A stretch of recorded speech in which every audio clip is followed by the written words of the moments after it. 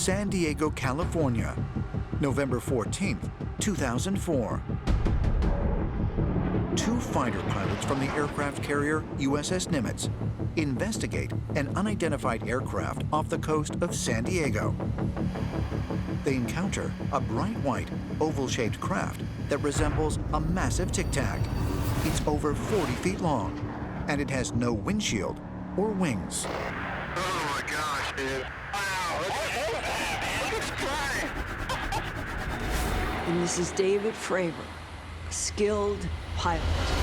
He said, I am looking at speeds, 90-degree angles, stopping. Any human inside of what I'm watching could not sustain life.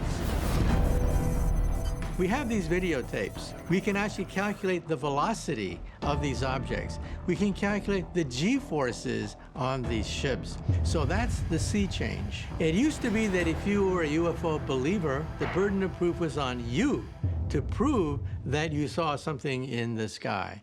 Now it's shifted. Now the establishment has to prove that it isn't a visitor from another planet. For UFO researchers, the recent videos finally provide clear evidence, not only of what the government has been hiding for decades, My gosh. Look at that thing, dude. but the potential reason for the cover-up. The technology is the key. If any single factor explains UFO secrecy, it's the aspiration to acquire extraterrestrial technology. The nation that first acquires that technology is going to be in game-changing territory. This is truly an arms race. Whoever figures this out first wins. So any developed nation is looking right now to leap ahead with a technological innovation based upon the reverse engineering of what we're seeing in the skies, what our pilots are engaging in the skies, what Commander Fravor chased. To many, the military's desire to monopolize extraterrestrial technology is reason enough to explain a cover-up. But some believe there are additional motives for government secrecy, while others point to a general culture of bureaucratic secrecy that pervades all of government.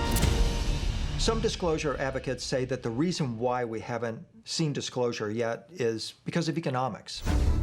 That you have an oil-based economy, and clearly the craft that we see in the skies are not running on oil. They're using advanced propulsion systems that would completely transform the economies of Earth if they're ever implemented. So, yes, it would have a negative financial impact for the wealthiest people who own the oil in the ground. But it's not the whole story. The government seems to be completely unaccountable to the American public.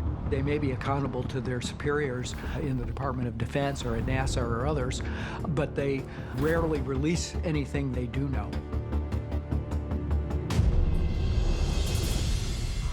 I think we're afraid to find out what these phenomena are. But governments in particular are afraid. And the reason for that, I think, is because the contract between governments and their people is that governments provide security, and then we provide loyalty to the government. If you even raise the issue of the possibility that UFOs are ETs, then that raises big questions about that contract, because it's clear that the government cannot provide security for us from these beings. And that would call into question, well, why should I be loyal to the government and everything else? It would undermine the sovereignty of the government, the sovereignty of the state.